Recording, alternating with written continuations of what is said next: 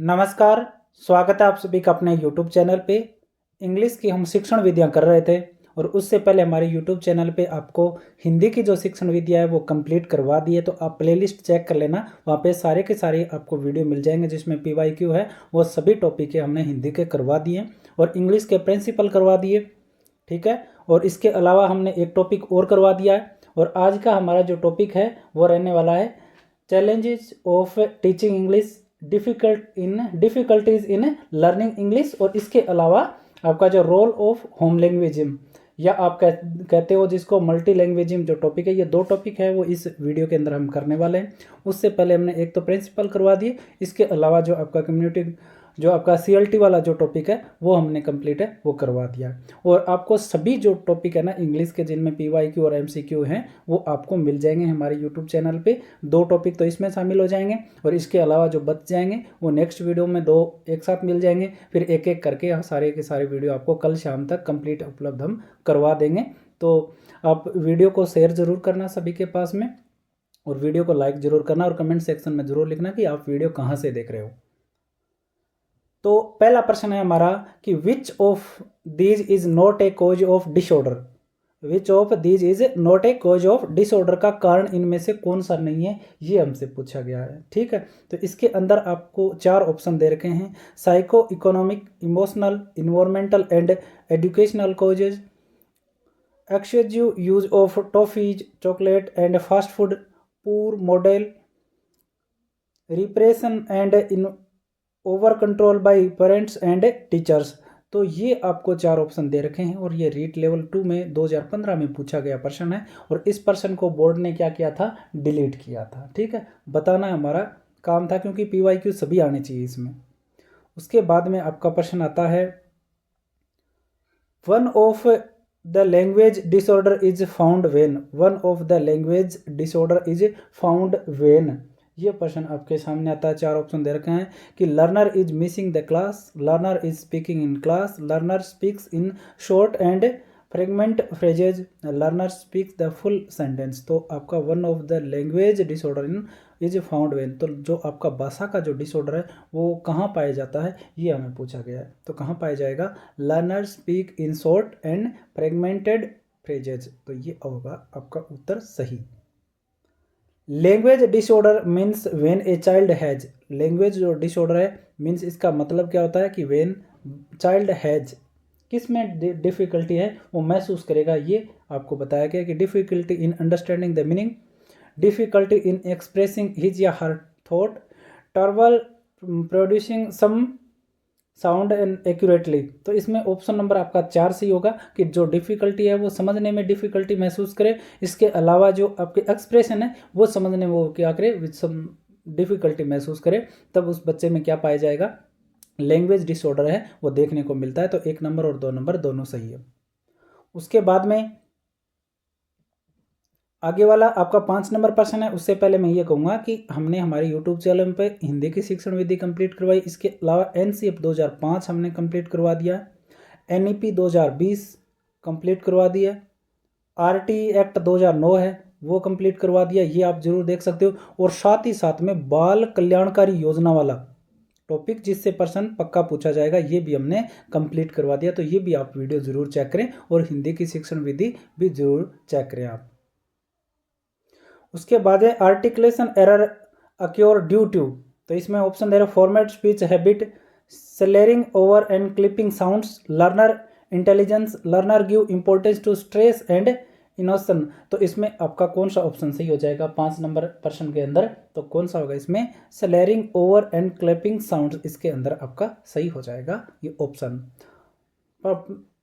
तो आपको अगर नेक्स्ट प्रश्न आता है 6 नंबर प्रश्न है, आपको दे रखा है कि which one is challenging in the process of teaching English language class. Which one is a challenge in the process of teaching English language class, less interesting teaching style, more interesting teaching style, reasonable time management, good lesson preparation. तो इसमें से कौन सा option आपका सही होगा, तो आपका लेस इंटरेस्टिंग टीचिंग स्टाइल ये ऑप्शन आपका इस प्रश्न के लिए सही हो जाएगा। Which of the following skills use praise word and approving statement to motivate the students, तो response variation, explaining skill, reinforcement और लेक्चरिंग, तो इसमें से कौन सा ऑप्शन सही होगा आपका? रेनफोर्समेंट 3 नंबर ऑप्शन है वो सही हो जाएगा। उसके बाद में the exercise of listening skill is, the exercise of listening skill is, तो इसमें sports commentary on a radio है, वो इसमें ऑप्शन सही हो जाएगा। सुनने की जो आपकी जो एक्सरसाइज है, अभ्यास है, वो क्या हो जाएगा कि जो आपकी खेल की जो कमेंट्री चल रही होती है तो रेडियो पे वो आप सुन सकते हो। Students improve their critical thinking in peer assessment, portfolio, cloze test, writing test, तो इसमें जो बच्चे हैं वो अपनी जो क्रिटिकल थिंकिंग है ना उसको कैसे सुधार कर सकते हैं, तो 9 नंबर में आया है, तो आपका पीयर असेसमेंट के द्वारा सुधार कर सकते हैं। Which one of these is not a challenge of teaching English, जो आपकी अंग्रेजी है ना उसके शिक्षण का कारण जो चैलेंज है ना वो इनमें से कौन सा नहीं है, ये हमसे पूछा गया 10 नंबर प्रश्न में। तो determining the goal of language teaching, several method in language teaching, large class size, तो ये दोनों तो नहीं हो सकते और नन वाला तो नहीं हो सकता, तो determining the goal of language teaching है, ये इसका कारण नहीं हो सकता चैलेंज में। Choose the correct option which is not a technique for speaking skills, तो जो आपके बोलने वाले जो स्किल होते हैं, जो कौशल होते हैं, उनकी टेक्निक इनमें से कौन सी नहीं है, ठीक है। Reproduction, question answer, role play और मॉडल रीडिंग, तो इनमें से 11 नंबर में कौन सा हो जाएगा? रिप्रोडक्शन है, वो इसमें स्किल नहीं होता है, आपकी टेक्निक नहीं होती है स्पीकिंग स्किल की। Choose one of these which is not a remedy to resolve the challenges of teaching English, तो इसमें 4 ऑप्शन है। Provide certified and qualified teachers, building report, building confidence, और उसके बाद में use only one method of teaching, तो इसके अंदर आपका कौन सा प्रश्न है, वो जो उत्तर है वो सही होगा, ये आपको बताना है। तो कौन सा होगा इसमें आपका? ये 2 नंबर वाला ऑप्शन आपका सही हो जाएगा। The role of English in India is that of, the role of English in India is that of, तो देखो ये टॉपिक अब हमारा शुरू हो गया, रोल ऑफ होम लैंग्वेज, या आप जिसको कहते हो मल्टी लैंग्वेजम, ये वाला टॉपिक अब शुरू हो गया। उसके 12% थे जो चैलेंज वगैरह थे ना, उनके 12% थे, PYQ इतने ही आए हुए थे। बाकी हर बार जो रिपीट होते हैं ना, जितने सालों में लगे हैं जब से रेट शुरू हुआ है तब से जो रिपीट पर्सन हुए तो वो दोबारा हमने नहीं लिए, तो इतने ही पर्सन इस टॉपिक में से आए थे। अब आता है आपका मल्टी लैंग्वेजम, जिसको आप रोल ऑफ होम लैंग्वेज बोलते हो। तो आपका प्रश्न आता है the role of English in India is that of, the role of English in India, तो आपका जो अंग्रेजी है ना उसका भारत के अंदर क्या रोल है, ये आपसे पूछा गया है। तो द फर्स्ट लैंग्वेज बिल्कुल नहीं है, मदर टंग नहीं है बिल्कुल भी, फॉरेन लैंग्वेज भी है और ए सेकेंड लैंग्वेज है। तो आपकी जो इंग्लिश में जो इंग्लिश का भारत में जो रोल है ना वो किसका है? फॉरेन लैंग्वेज या सेकेंड लैंग्वेज का है वो रोल होता है। English in India today need to be taught us, English in India today need to be taught as देर का है a library language, a language for higher studies, a language for communication. तो आपको English है वो India के अंदर किस प्रकार से आपको पढ़ाई जानी चाहिए, कैसे किस वे में आपको पढ़ानी चाहिए? तो ए लैंग्वेज फॉर कम्युनिकेशन, तो भाषा है वो आपको जो इंग्लिश है वो कम्युनिकेशन संचार के लिए पढ़ाई जानी चाहिए। विच of the following is not true of first language equation, तो जो फर्स्ट लैंग्वेज इक्वेशन के बारे में सही नहीं है वो हमसे पूछा गया है। और आपका प्रश्न नंबर 3 आता है इट इज यूनिवर्सल, बिल्कुल सही है।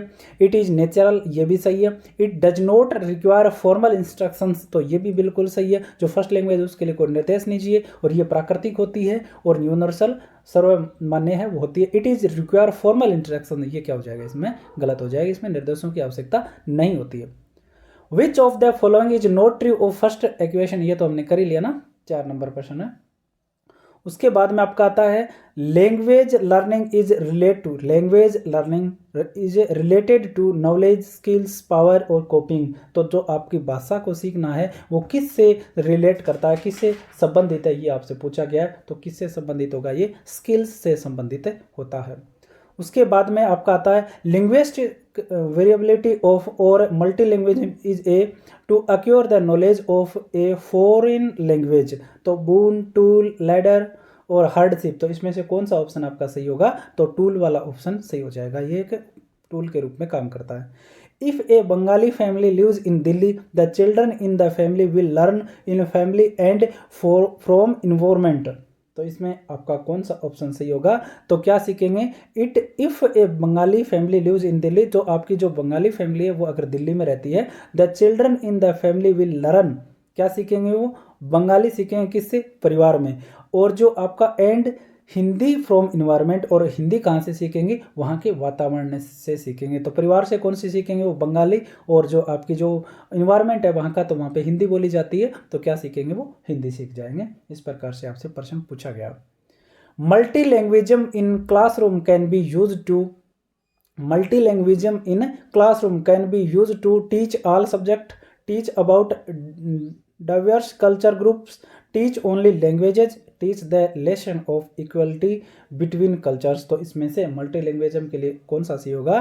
टीच ओनली लैंग्वेजेज है। जो multilingualism in classroom can be use, जो आपका मल्टीलैंग्वेज है ना, बहुभाषिकता, ये क्लासरूम में किस प्रकार से यूज किया जाता है? तो बहुत सारी भाषाएं पढ़ाने के लिए काम में तो लिया जाता है। तो ये ऑप्शन आपका सही हो जाएगा। तो इसमें आपने 2 टॉपिक कंप्लीट किए, यहाँ पे आपको चैलेंज कंप्लीट कर लिए, और जो आपका मल्टी लैंग्वेज है ये कंप्लीट कर लिया। इसके अलावा प्रिंसिपल करवा दिया, ठीक है, और CLT मैंने करवा दिया। तो 4 टॉपिक हमने जो PYQ है इसके करवा दी। तो देखो PYQ में ही सही प्रश्न आपके आ जाएंगे लगभग, ये मान के चलना कि जिसने ज़्यादा नहीं पढ़ा ना तो PYQ भी पढ़ जाएगा ना, तो उसका आराम से प्रश्न है वो सही हो जाएंगे।